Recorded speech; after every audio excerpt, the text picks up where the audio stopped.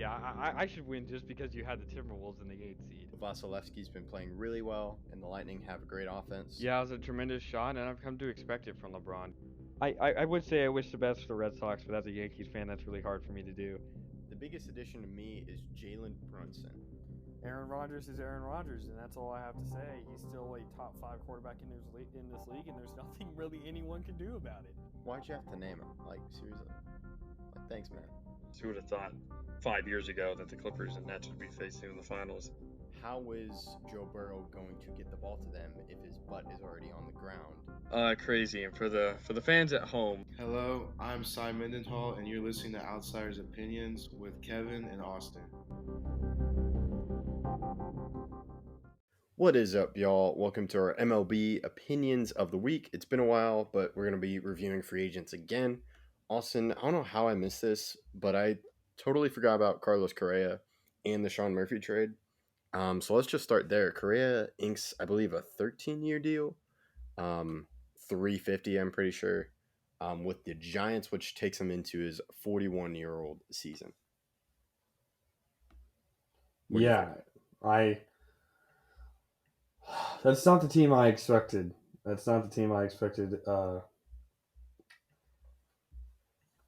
There's a lot of moves that have been very confusing this free agency. What do you think of the move? I understand what they're doing. It like he is a younger shortstop they can build around because Crawford's 10 years old, basically 10 years older, and he is a great in the playoffs and can be a really exciting member of that team once they get to the playoffs because he has some great experience. And statistically, I think he's has a lot of the records, or he's at the top of a lot of playoff hitting records. And it seems like he was injury prone a lot before the COVID year, and then he's been playing. I think he played 140 games, I think, last year.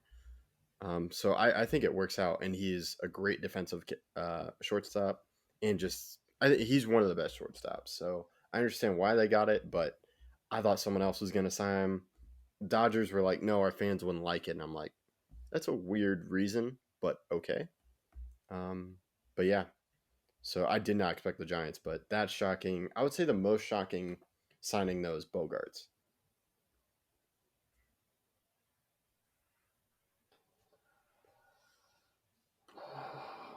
No, I'd still say Correa because Really? Brandon Crawford's a 4-time Gold Glover shortstop, and I know Brandon Crawford's going to move position. They're not going to trade him. He's too much of a legend out there.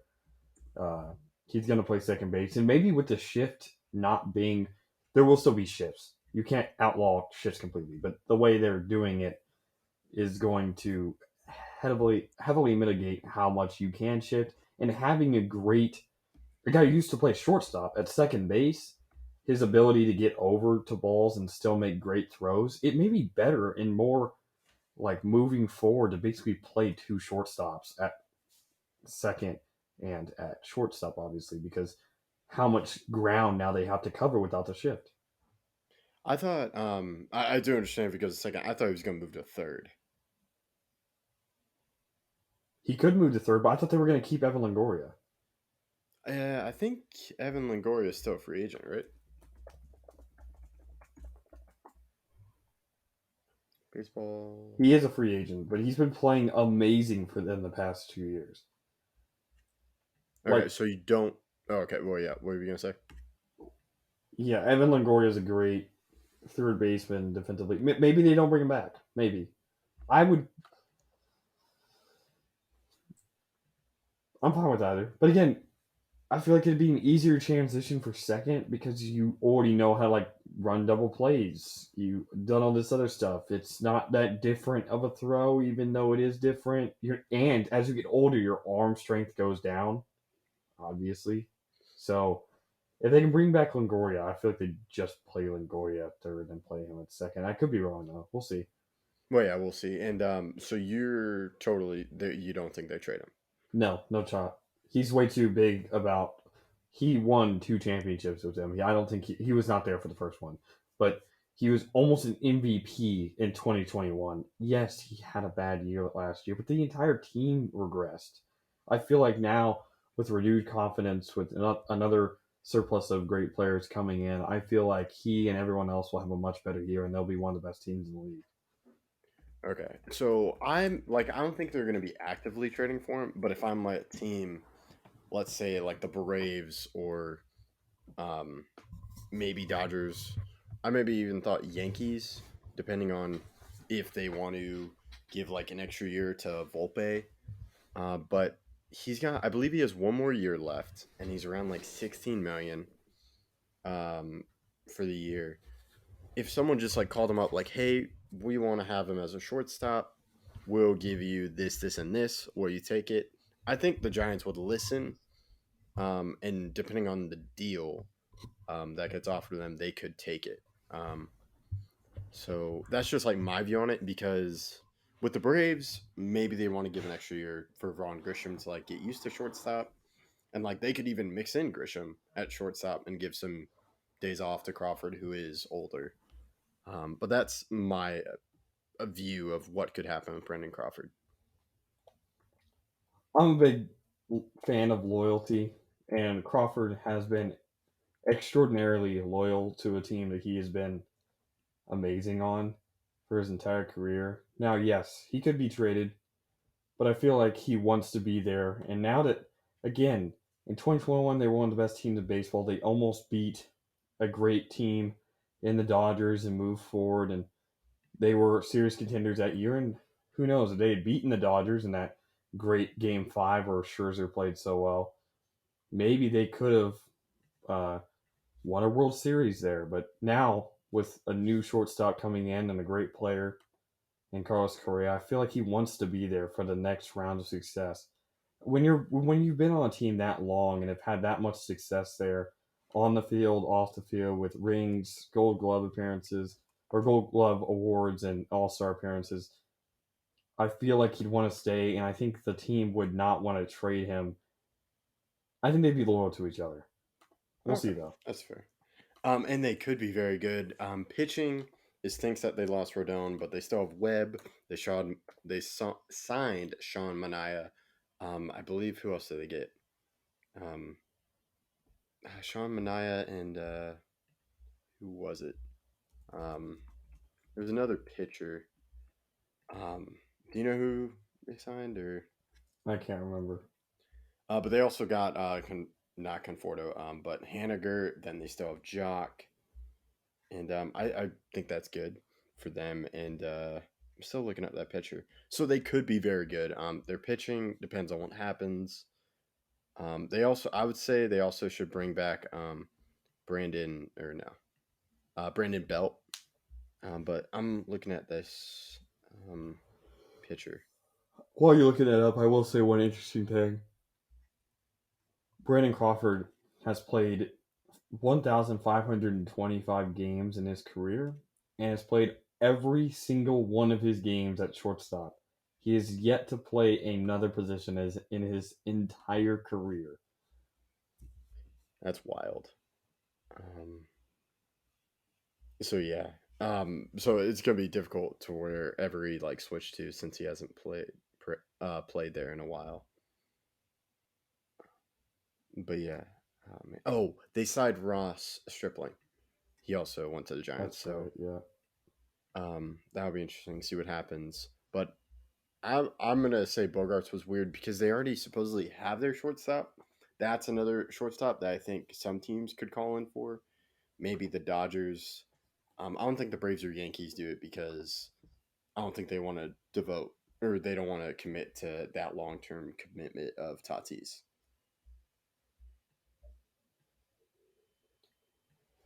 Yeah, I don't know what happens with Tatis. He really did mess himself up with like the visible uh, disdain that Tatis and Machado had for each other the year previous to last, and then obviously the PED scandal. A lot's happening there, and there definitely could be some big ripples because of it. Yeah, and I think he's just lost like the faith of Padres management. And I get why you get Bogarts because he's an excellent hitter. And to me, you just get him for you have him for the next few years as a hitter with that lineup of Machado, Bogarts and Soto. That sounds great. And then maybe Tatis plays different position. You'll have to see, or you trade him for some different pieces. But I get why they signed Bogarts. It's a huge swing, and they're gonna pay for it at the end of his um, contract because I think he's not gonna be a great defensive shortstop then when he's 41, but he'll still be a great hitter in my opinion. He should be. So that one definitely shocked me. And then Carlos Rodon to the Yankees, that's a good signing for them. That makes your rotation so much better in my opinion because now Cortez is your third. It's hard to say who's 1, 2, and 3 anymore because Cortez was one of the best pitchers in baseball. He had a better ERA than even Rodon last year and Garrett Cole. I just say we have 3 aces now. We still have to, and that starts to prove that it wasn't a fluke. Rodon's only had 2 good years in his career, so he has to prove that those last 2 years wasn't a fluke. And then Garrett Cole has to stop allowing home runs. But I do really like it. Hopefully Montas can get it together. However, Montas really struggled away from home when he was playing for the Athletics. I'm really not that confident in him heading into next year. Severino could get it back together, and he could be our 4th really good piece. I would make another move, and I think the Yankees definitely will. Now, maybe with Benintendi leaving, we re-sign Gardner, but we'll see. Yeah, we'll see. And they could also just go put Cabrera at left field. Um, Yeah, but we we need somebody. We don't have enough depth in the outfield. Even if we do, I think that's what we would do. We would, even if we were to bring back Gardner, he would not start.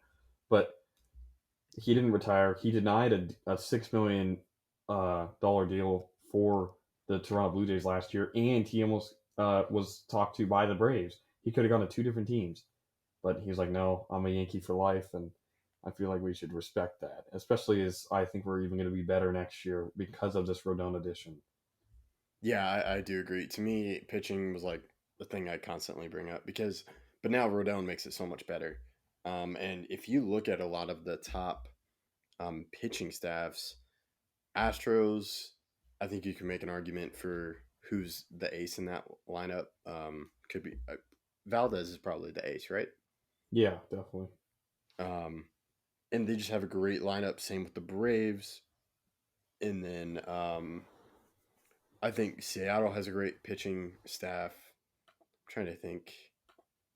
Seattle, it still needs to be shown. They have a lot of young guys. George Kirby, obviously, they got Castillo, but I think we need to see another year of success from them. Yeah, it's true. I'm forgetting the Mets and the Phillies, like those top end in the lineup. The Phillies still, I know they made some moves and they signed some guys, but they need to prove that they're not centered still around 2 starters. Because 2 starters, you can't really win a championship with 2 starters, as we saw. Because if they have any bad starts and you lose a game with them, you're kind of hosed. Yeah, I agree. I think you really need like 3 like great starters for the playoffs, and then you need guys that won't just get injured. Like you need 5 or 6 guys for the whole year, so you can still play well and be in good standing. But then when you get to the playoffs, you can shorten it, which the Yankees could do. Like you could have um, Cole, Cortez, Rodon. Not it could be in whatever order, and then you can mix in like a Montas or Severino during the playoffs if you need to. But I think it would be those main 3 guys. Well, Severino, you need 4 nowadays, and because we started Tyone in the game, 2 games, I believe, and then we also almost started Herman. You need 3 really good ones and a viable 4th, and I think that's what the Yankees have. Yeah, I would agree. And then the Braves. Well, this Braves one also could be a surprising trade because I thought they were pretty set at catcher. You had Darno, and then you had a young guy in Contreras. But now Murphy gets traded to the A's from the A's. This is the most confusing move at all. But if we're talking signing, I would still say Correa. But move. Look, we both talked about the fact that we did not think Murphy was Well, I said that Murphy wasn't going to get traded because he hasn't been traded every time I thought he was going to be traded, but now he is traded. I don't know who starts. I don't know. You can ask me anything you want about who's playing what position, like because Contreras can play first. They also have Matt Olson. I guess Contreras would be DH again. Darno's Well, a good catcher though. Contreras got traded to Milwaukee. Got traded to Milwaukee in Oh, the that's Sean right. Murphy, They still which have I Darno, love. right? Yeah, I would probably start Murphy and then put Wait, Darno in he got traded to DH. the Brewers.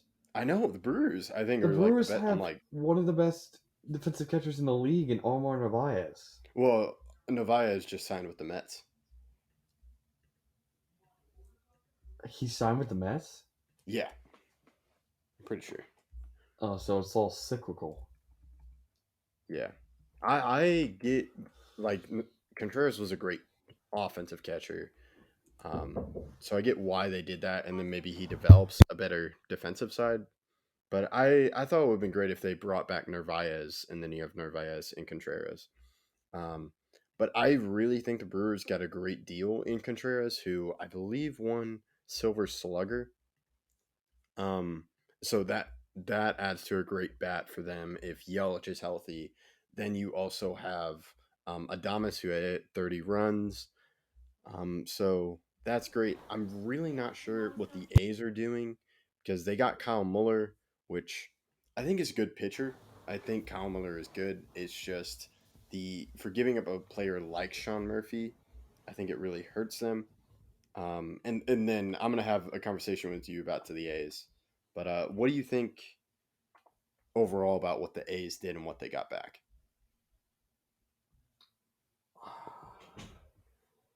Uh, I like the move for the A's. I feel like it was probably the best decision considering how much teardown they've already done.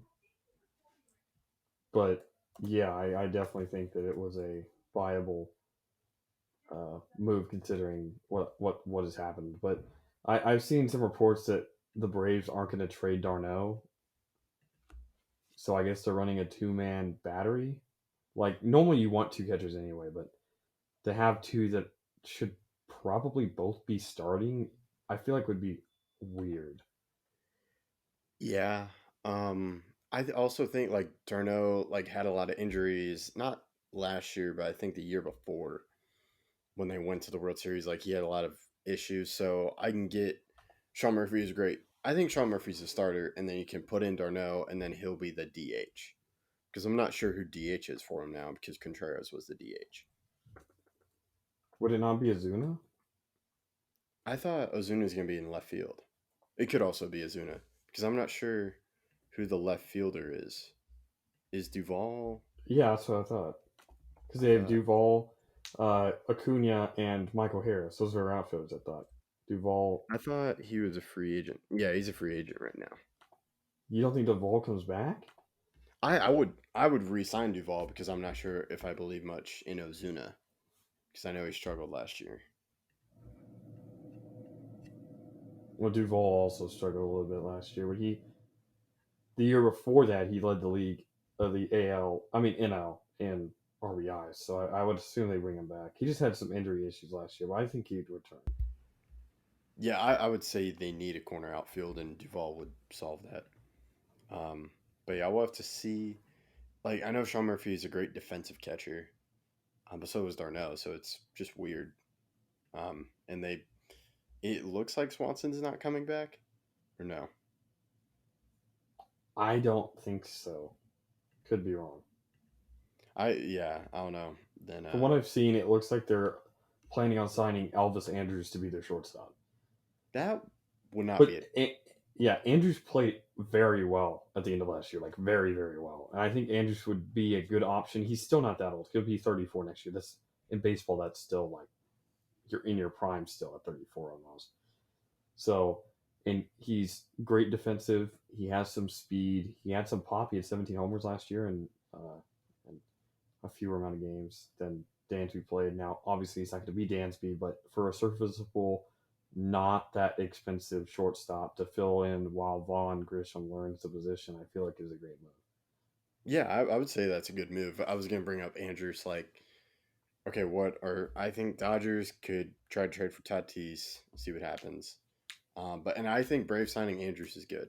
Um, because you could even mix in Grisham at short a couple of days. Because like Yeah, of I course. know he's not that old, but just give Andrews some off days, and he could also DH. Yeah, especially if he hits as well as he did at the end of last year. But yeah, yeah, I think that would be a good move. Now I want to talk to you about the Athletics because I talked about like the Athletics shows to be bad, and like I wanted to clarify. To me, they're tanking, or they're trading a lot of their star players for prospects. But Um, here's my issue with that. Montas was horrible after they traded him. Do you not think that maybe that was just a good move and not them tanking? I kind of I get why they traded Montas, and I think you make a good point. My thing is mostly like you traded away Olson, Chapman, and Murphy, and to me, I don't think they Well, I got a don't think lot. Chapman would have returned. Okay, but let me pull up like the 2020 lineup when Simeon left because it seemed with Murphy like they could have kept him. Um, But but but I I'm don't looking at think you understand. They got a lot back in. Like they got another. They have how many? They got like 6 prospects for but Sean where are Murphy. those? How? But I think Mueller is good. I think he's a great. I think he's going to do well pitching, and I get why the Braves traded him because they just had a plethora of starting pitchers. But I thought they could have gotten more because I'm not sure how I feel about the other prospects they got back. These letters are only good at getting quality prospects. A lot of the guys. That's why whenever we expect them to be horrible, they normally are better than what we expect most seasons. Because like 2020, we thought they were going to be horrible, and they made the playoffs again. So Well, they still had Simeon in 2020. They had yeah, but no one McKenna. expected Simeon to have the season they had. Yeah, I'm just I don't know why. I think it's like an ownership thing where they could have done like what we're seeing, what like the Braves did with Michael Harris. Like if you did that with Olson, then he's still athletic. Do it with Murphy, There's he's no still guarantee that athletic. Olson would have not bet on himself, though. That's a fair point, but I just think there are ways they could have done it because now I don't know what their roster looks like now for the next year. Because I know you're gonna have Mueller pitching, but hitting, uh,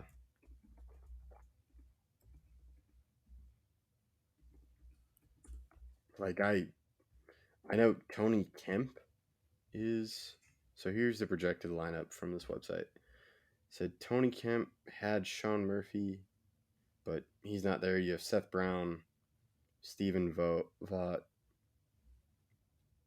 So it like I'm not sure how many of these guys are going to turn out well. It's just I think it just stinks for the Oakland fans because they're going to be bad for a couple more years till those guys they got back, if they pan out, then you got 2 or 3 years till those guys pan out, and you see what you got.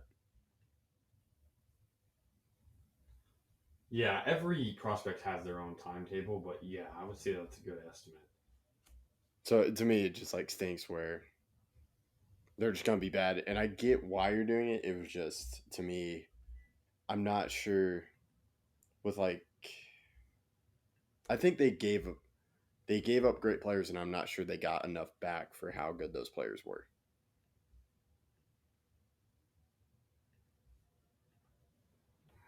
But I feel like they didn't want to lose guys like they lost Simeon. Yeah, I see. Look, Yeah, it's a but balancing act. It's a balancing act, and we just have to see how this trade works out. I think we at least give them this year. Okay, no one expects anything, but next year, improvement needs to be seen. okay, gotcha. Then we'll close it out by talking about the Mets. They got Kodai Senga, and They also got Verlander. They re-signed Nimmo to a huge contract, and to me, I felt they had to re-sign Nimmo, and they get Senga, which just helps with their rotation, because they lost a lot of guys. Bassett signed with the Blue Jays. So, what do you think about the huge spending spree for the Mets? I like it for two reasons. One, they cannot complain about New York having, the Yankees spending all their money on big players because the Mets are actually spending more money. Uh, and two, I like it because it makes it to where it's all on the players now. You can't blame the owner because for a lot of teams, you can be like, oh, the owner doesn't want the team to do well. They're not paying their players. But no, I think if it doesn't perform, it's more on players and coaches now than it is. You can't blame the owner for what's happening. Is my point. Yeah, I agree, and I like it. But this also kind of makes me. I think you brought up like having a floor for spending, because I believe the taxes that the luxury tax that Steve Cohen is going to pay for is more than some of like the team's actual payroll, like the Athletics. It's way too well. You shouldn't look at payroll right now, because free agency is still going on. But yes, I feel like that's something like beginning of the season, for, spring training, we look at and we see. We'll fact check that especially and see what teams is the luxury tax more than, because once free agency's over, like again, the Orioles were a team that you don't see spending on that much, but then they signed Adam Frazier. So before they signed him, yeah, it probably was more, but now I don't think it is. So we'll have to see how teams check in. And again, the Guardians are a team that not known for spending, and they signed Josh Bell. So yes, you're right. It probably still will probably be more than the Athletics, but maybe the Athletics make some moves. We'll have to see. Because I think Steve Cohen, including taxes all, is going to be spending $400 million on this Mets team This year? Yeah, this year, because they added a third tax called the Steve Cohen tax, or we'll nickname Steve Cohen tax.